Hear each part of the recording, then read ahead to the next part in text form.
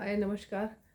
जब कभी भी संबंधों की बात होती है, स्पेशली मेल फीमेल के बीच में संबंधों की बात होती है, जो कि अक्सर मैं अपनी वीडियोस में बहुत करती हूँ कि हम लोग संबंधों में क्या करें क्या ना करें। तो एक जो बहुत ही नॉर्मल चीज़ है संबंधों को लेके वो ये कि उनका संबंध किस तरह का है। तो आजकल के समय में ये सिर्फ फ्रेंडशिप है, या कि लिव इन करते हो, या आपकी सिर्फ दोस्ती है, या फिर अल्टीमेटली जो एक नॉर्मल चीज़ है हमारे समाज में मानी जाती वो है शादी। की शादी हो चुकी यानी मैरिड रिलेशनशिप है। तो जब संबंधों के जुड़ने की बात होती है, नेचुरली जब दो व्यक्ति हैं तो संबंध बनेंगे, लेकिन कहीं ना कहीं कुछ ना कुछ ऐसा भी होगा कि संबंध टूटेंगे भी, सेपरेशन भी होगा और डिवोर्स भी होगा।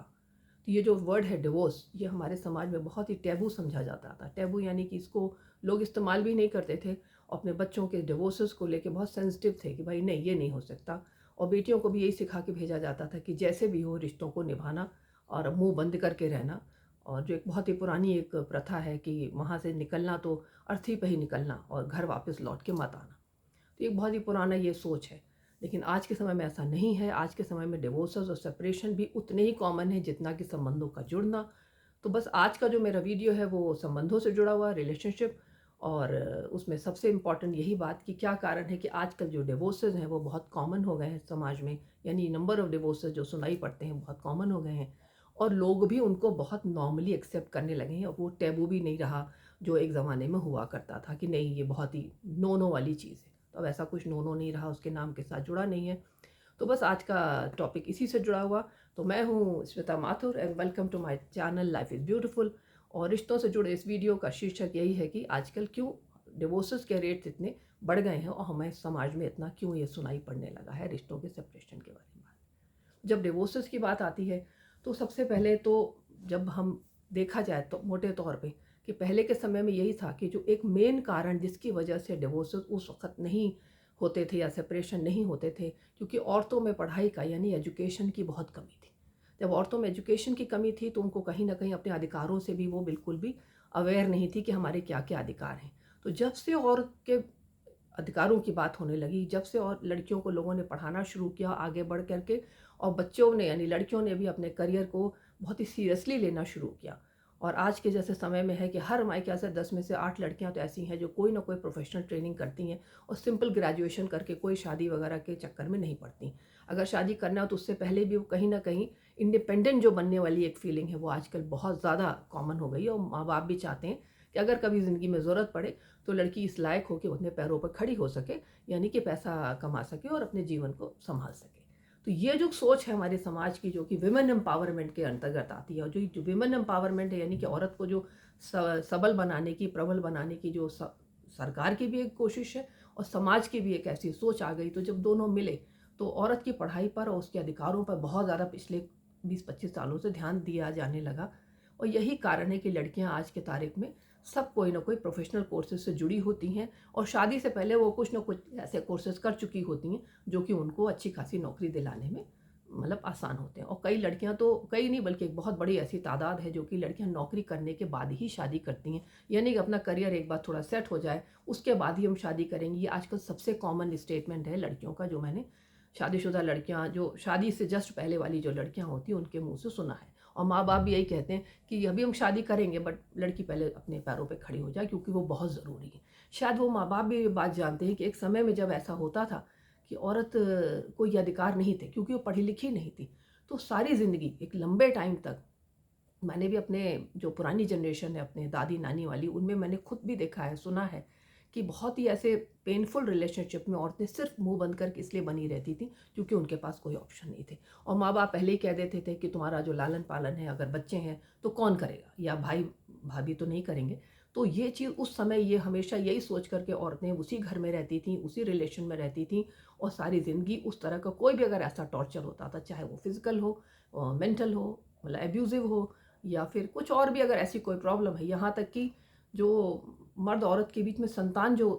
मतलब प्रजनन की जो बात होती है उसमें अक्सर जो मर्दों में कमी होती थी उसको भी औरतों के सिर पे ही मर दिया जाता, तो वहाँ भी औरतें कभी नहीं बोल पाती थी कि ऐसा नहीं है, और हर जगह उसको चुप रहने की सलाह दी जाती थी। लेकिन जब से औरतों ने पढ़ना शुरू किया, जब से आगे बढ़ के आई, जब से एजुकेशन की इतनी प्रचलन हुआ, और सरकार ने भी इसमें बहुत ज़्यादा मदद करी है कि बेटी पढ़ाओ बेटी बढ़ाओ वाली जो एक योजना वगैरह है, जिसके अंतर्गत लड़कियां आजकल बहुत ही आगे बढ़ चुकी हैं। विमेन एम्पावरमेंट का बिल्कुल ज़माना आ चुका है, बहुत प्रोग्रेसिव हैं। कहीं कुछ मामलों में थोड़ी ज़्यादा भी हैं, लेकिन ठीक है, वो भी एक समाज का हिस्सा है। हर पॉजिटिव के साथ थोड़ा नेगेटिव भी जुड़ा रहता है।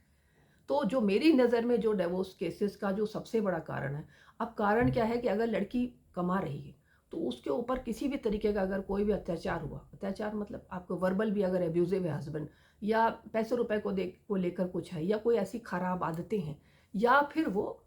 चीट करता है, यानी कि रिलेशन में लॉयल नहीं है, कहीं चीट करता है, या परिवार के भी सदस्यों का कोई ऐसा व्यवहार है जो कि लड़कियां बर्दाश्त नहीं करती, तो उनको 1 मिनट नहीं लगता ये सोचने में कि मैं डिवोर्स ना लूँ, क्योंकि वो अगर आज रात को सोचा और कल सुबह भी अगर चली गई अपना सामान लेकर के, और बच्चा अगर कोई है तो बच्चे को भी लेके, क्योंकि वो पूरी तरह से आश्वस्त होती हैं कि मैं इस बच्चे को भी पाल लूँगी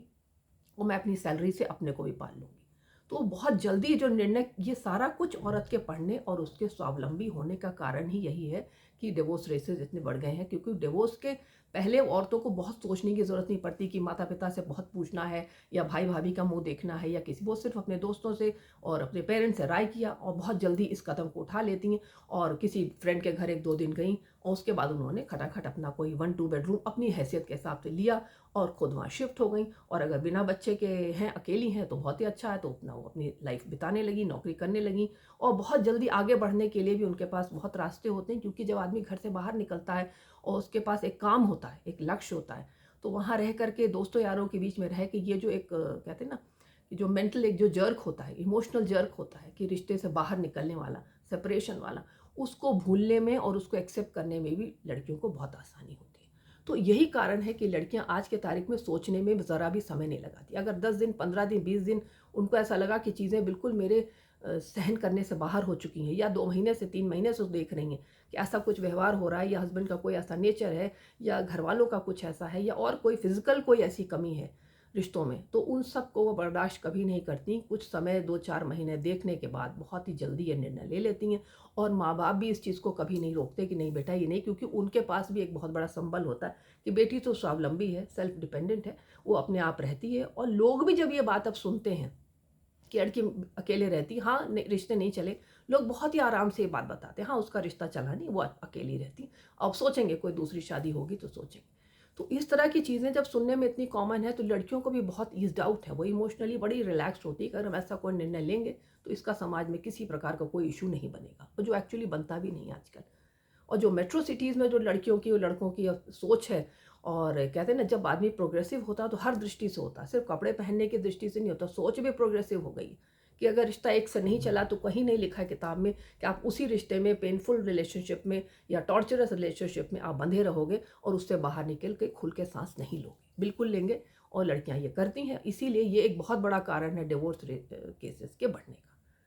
नंबर 2 पे जो मुझे लगता है कि बहुत बड़ा कारण है डिवोर्स केसेस के बढ़ने का, कि जो न्यूक्लियर फैमिलीज़ का एक सिस्टम हो गया है कि लड़के अपने परिवार से अलग होकर अकेले रहना शुरू कर देते हैं, क्योंकि सब नौकरी करते हैं बड़े शहरों में, और जो माँ बाप उन शहरों में नहीं रहते, वो कहीं छोटे शहरों में है, तो नेचुरली माँ बाप अपना सारा घर बंद करके नहीं जा सकते, तो बच्चे जो हैं वो अकेले रहना शुरू कर देते हैं। ये जो अकेले न्यूक्लियर फैमिलीज़ होती हैं, उनमें क्या होता है कि जो एक सपोर्ट सिस्टम होता है इमोशनल, वो बहुत कम होता है। सिर्फ वो 2 ही व्यक्ति और एक बच्चा अगर है तो बीच में, वही होते हैं जो कि एक दूसरे को, तो अगर उन दोनों के बीच में कोई फॉल आउट हो रहा है, किसी तरह का इमोशनल कोई एक मतलब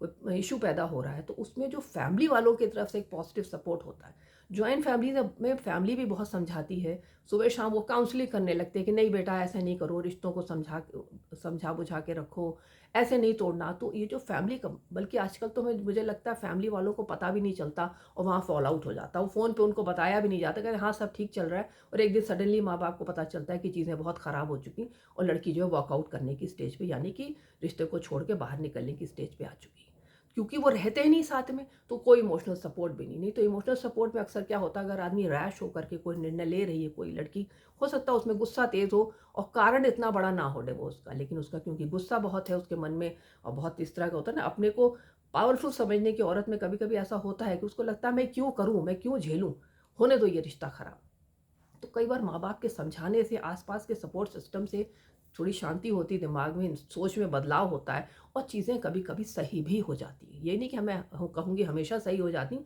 लेकिन सही भी हो जाती हैं। कभी-कभी बहुत तैश में, गुस्से में और इम्पल्सिव होकर के जो डिसीज़न लिए जाते हैं, उसमें माँ-बाप के साथ रहने पे उनकी की गई काउंसलिंग एक बहुत बड़ा रोल निभाती है। और भी अगर परिवार में कोई जने हैं, तो वो समझाते हैं, क्योंकि वो गुस्से में नहीं है, वो लड़की को बहुत गुस्सा है अपने रिश्ते की इस नेगेटिविटी को लेकर के। तो ये समझाने बुझाने से रिश्ते जो है थोड़े बने रहते हैं। लेकिन जो न्यूक्लियर फैमिलीज़ में अब ये समझाने बुझाने वाला कोई नहीं, बात करने वाला भी कोई नहीं। उन्होंने अपने माता-पिता से फ़ोन पे बात करी, 10 दिन, 20 दिन, 1 महीना और फिर कह दिया नहीं अब तो ये मेरे बश का नहीं और फिर उन्होंने वॉकआउट कर दिया। तो ये एक बहुत बड़ा कारण डिवोर्स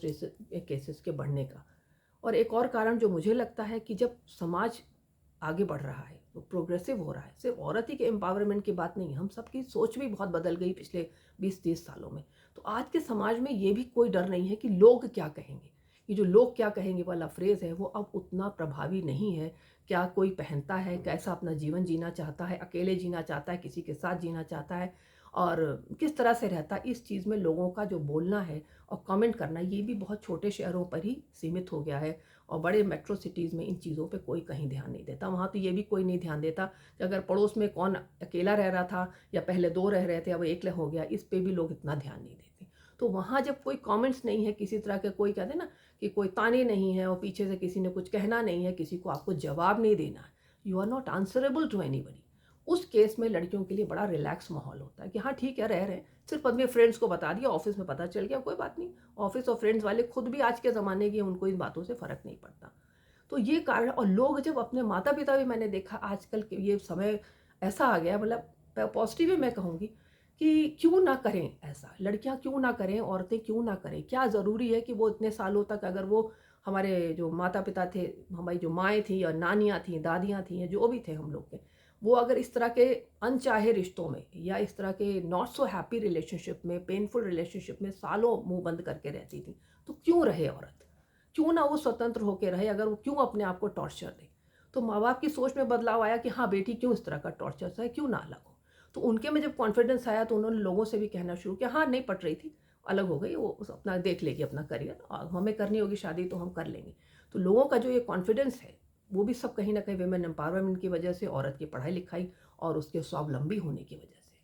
तो यही 2-4 कारण हैं जो समाज के प्रोग्रेसिव होने का ही एक मतलब रूप है। और ये चीज़ मैं, ये कोई भी ये कह नहीं सकता, एक मतलब कहते हैं ना, बड़ा ऐसा एक सवाल है कि क्या ये अच्छी चीज़ है कि डिवोर्सेस हो रहे हैं। तो आप यहाँ पे खड़े होके किसी के बारे में इस तरह से कोई कमेंट हम कर ही नहीं सकते अनटिल अनलेस आप उस चीज़ को जिए ना।